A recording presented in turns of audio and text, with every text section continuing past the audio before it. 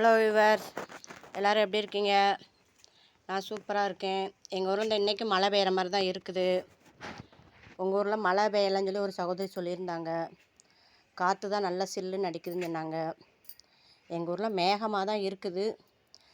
அதான் இந்த மழை பெஞ்சோடனையும் தொட்டில் இருக்க சத்துக்கள்லாம் என்ன செஞ்சுருக்கோம், வெளியேறி இருக்கும். அதுக்கு தான் நம்ம இப்போ என்ன செய்ய போகிறோம், ஒரு உலர் உரம் ஒன்று கொடுக்க போகிறோம். அதுக்கு முன்னாடி நம்ம வீடியோவை ஜோதி ஃபார்மிங்கை சப்ஸ்கிரைப் பண்ணிக்கோங்க. அதில் பெல்லைக்கானில் ஆளுங்கிறத பெல்லை கிளிக் பண்ணிக்கோங்க. அப்புறம் தான் நான் போடுற வீடியோ உங்களுக்கு உடனுக்குடனே கிடைக்கும். இப்போ நம்ம செடியோட அப்டேட்ஸ் ஒன்று பார்ப்போம். பார்த்துட்டு வீடியோக்குள்ளே போவோம். இங்கே பாருங்கள் வியூவர்ஸ், இது செடி அவரைன்னு நினைக்கேன். இந்த மாட்டு தொழுவத்துக்கு தண்ணி வைக்க போகும்போது கீழே முளைச்சிருந்துச்சு. அதை எடுத்து தரையில் ஊனி வச்சுருந்தேன். ஒரு வாரமாக என்ன செடின்னு பார்ப்போன்னு, வருதா வராதான்னு. வந்துருச்சு. இப்போ பூ வைக்க ஆரம்பிச்சிட்டாங்க. அதனால் என்ன செஞ்சுட்டேன், இப்போ இதை தொட்டியில் மாற்றி வச்சுருக்கேன். இன்றைக்கி இது ஒரு இன்றைக்கி செஞ்ச வேலை இது. அது போக இன்னொன்று காமிக்கேன் பாருங்கள். இந்த குச்சி நம்ம ஃபெர்டிலைசர் இது கொடுத்தோம்ல, சோடியம் பெராக்சைடு கொடுத்தோம் பார்த்தீங்களா, அதில் தழுத்துச்சு. திருப்பி என்ன செஞ்சிச்சு, வாட ஆரம்பிச்சிச்சு.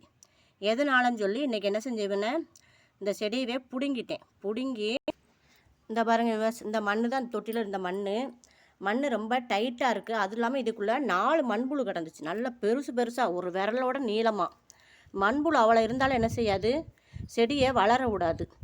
அது வேர்லேருந்து என்ன செய்யுமா என்னன்னு தெரில, வளரவே இல்லை. செடி கருகிக்கிட்டே இருந்துச்சு. அதனால் இந்த செடியை எடுத்து இந்த தொட்டியில் இன்றைக்கி மாற்றி வச்சுருக்கேன். மாற்றி வச்சு ஒரு ஓரமாக நிழலில் வைப்போன்னு சொல்லி நிழலில் வச்சுருக்கேன். நான் அடுத்தாப்பில் இது தழுத்துருன்னு பார்க்கேன். புது மண் போட்டு வச்சுருக்கிறேன். பார்ப்போம் எப்படி வருதுன்னு பார்ப்போம். வாங்க, ஒரு ஃபெர்டிலைசர் நம்ம கொடுப்போம். வேறு ஒன்றும் இல்லை விவர்ஸ், இன்றைக்கி நம்ம மண்புழுவோட உரம் தான் கொடுக்க போகிறோம். மண்புழு உள்ளே போட்டு உரமாக்கி கொடுப்பாங்களா, அந்த மண்ணை தான் என்ன செய்ய போகிறோம். இந்த பாருங்கள், இது வாங்கி 2 மாதம் ஆச்சு. இதை 3 மாதம் தான் வச்சுருக்கணும், இல்லைன்னா அதோட வீரியம்லாம் போயிடும். இது 2 மாதம் ஆச்சு. நம்ம வச்சுக்கிட்டே இருந்தாலும் அது வேஸ்ட்டாக தான் போகும். அதை என்ன செய்வோம், இப்படி மேலே எல்லாத்துலேயும் ஒரு கைப்பிடி நம்ம செடிகளுக்கு எல்லாம் கொடுத்து விட்டோம்னா சரி. இந்த தொட்டியில் இருக்க உரம், இந்த சத்தெல்லாம் போயிருக்கும்ல மழை பெஞ்சோன்னையும், இதை போடும்போது நமக்கு என்ன செய்யும், பழையபடி தொட்டி செடிகளுக்கு நல்லா உரமாக கிடச்சிக்கிடும். செடி நல்லா என்ன சிறப்பாக இருக்கும். இன்றைக்கி ரொம்ப காஞ்சிருக்க செடிக்கு மட்டும்தான் தண்ணி ஊற்ற போகிறேன். நிறைய செடி மழை பெஞ்சனால ஈரப்பதமாகவே இருக்குது. ஏன்னா நம்ம கோகோ பீட்டு கலந்து வச்சுருக்கோம் பார்த்திங்களா, அதனால் தண்ணி நிறைய விட வேண்டியதில்லை. இந்த பாருங்கள், அந்தி மல்லியில் பூ வரப்போகுது. இது நல்லா டார்க் பிங்க் கலர். எவ்வளோ மொட்டு வச்சுருக்குன்னு பாருங்கள். சின்ன செடியாக கொண்டாந்து வச்சேன்ல, அதுதான் இப்போ என்ன செய்ய போகுது, மொட்டு வச்சு பூக்க போகுது. சாயங்காலம் பூத்துச்சுன்னா அதை ஒரு வீடியோ எடுத்து வைக்கணும். ஏன்னா இவங்க 5 மணி தானே பூப்பாங்க. இது பூ பேரே 5 மணி பூன்னு சொல்லுவாங்க. அந்தி மந்தாரை, அந்தியில் தான் பூப்பாள், அதனால் அது பேர் அந்தி மந்தாரை. அது கூட கொஞ்சம் இந்த மொச்சக்காலாம் பிடுங்காம செடியிலே காயுது. நான் பெருசாகட்டுன்னே விட்டுருந்தேன். அதனால் செடியிலே காயிறாங்க. அதனால் அதையும் இன்றைக்கி எடுத்துக்கிடுவோம். ஒரு தக்காளி, 2 வெண்டைக்காய், இதைத்தான் என்ன செய்ய போகிறேன், இந்த மண்புழு உரத்தை தான் இன்றைக்கி கொடுத்து விட போகிறேன். நீங்களும் தொட்டி செடிகளுக்கு மழை பெஞ்சுன்னா இப்படி ஏதாச்சும் ஒரு உரம் கொடுங்க. கொடுத்தீங்கன்னா தான் செடி நல்லா சிறப்பாக வரும். இங்கே பாருங்கள், எல்லா இலையும் எவ்வளோ க்ரீனிஷாக இருக்குன்னு பாருங்கள். அப்படி இந்த வெண்டைக்காயை பறிச்சுக்கிடுவோம். எவ்வளோ சூப்பராக இருக்குன்னு பாருங்கள். இந்த வெண்டைக்காயை பறிச்சுட்டு மொச்சக்காய் இங்கே பாருங்கள், காஞ்சிச்சு பாருங்கள். நான் பெருசாகட்டும்னு வச்சுருந்தா அவங்க என்ன செஞ்சுட்டாங்க, செடியிலேயே காய ஆரம்பிச்சிட்டாங்க. பயிர் நல்லா பெருசாகிடுச்சு உங்களுக்கு. இங்கே பாருங்கள், இந்த அங்கிட்டு ஒரு 3 காய் கிடக்கு. ஐயோ,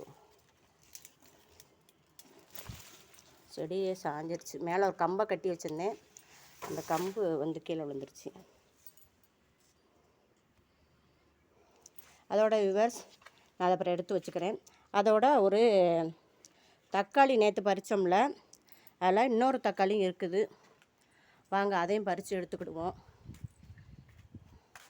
இந்த ஒரு வெண்டைக்காய் இங்கிட்ட ஒன்று இருக்குது.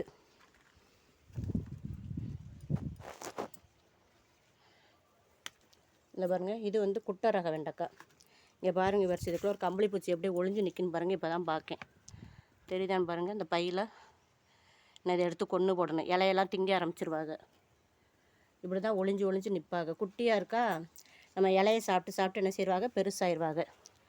இதுக்குள்ளேயும் பாவக்காய் செடி முளைச்சி வருது. பாவக்காய் செடி இருந்துச்சுன்னா வெண்டைக்காய் செடியை வளர விடாது. அதனால் பாவக்காய் செடியெலாம் என்ன செஞ்சுருவோம், பிடுங்கி போட்டுருவோம். போதும் நமக்கு இருக்க பாவக்காய். இங்கே ஒரு தக்காளி பழமும் பழுத்திருக்குது. இந்த பாருங்க, இது ஒரு சைடு பழுத்து, இதையும் பிடிங்கிடுவோம். இந்த செடியில் காய்ச்சி முடிஞ்சிருச்சு. அடுத்தாப்புல நான் பூ வச்சாதான், நான் ஒரே ஒரு குட்டி காய் மட்டும் கிடக்கு, தெரியுதான் பாருங்கள். அடுத்தாப்புல நான் பூ வச்சாதான், இல்லைன்னா எல்லாத்தையும் கட் பண்ணி விடணும். அடுத்து வருதான்னு பார்க்கணும். அப்படியே 5-6 மிளகாய் இருக்குது, அதையும் பறிச்சுக்கிடுவோம். எல்லோரும் வீடியோவை ஸ்கிப் பண்ணாமல் பாருங்கள். வீடியோ பிடிச்சா லைக் பண்ணுங்கள், சப்ஸ்கிரைப் பண்ணுங்கள் ஜோதி ஃபார்மிங்க. இந்த பாருங்கள், இவர் மிளகாய் நல்லா பழுத்துருச்சு பாருங்கள். இதில் பழுக்க ஆரம்பிச்சிருவாங்க. இதையும் பறிச்சுக்கிடுவோம். எவ்வளோ சூப்பராக நல்லா பருசாக இருக்குது பாருங்கள், நீளமாக. இந்த அங்கிட்டு 2-3 மிளகாய் கிடக்கு, அதையும் பறிச்சுக்கிடணும். கமெண்ட் பண்ணுங்கள் எல்லோரும். தேங்க்யூ. இந்த மழை நேரத்தினால காற்று செம்மையாக அடிக்குது பாருங்கள். மழை வரப்போகுது. அதனால் காஞ்சிருக்க தொட்டியை மட்டும் பார்த்து உரத்தை போட்டு தண்ணி ஊற்ற போகிறேன். தேங்க்யூ.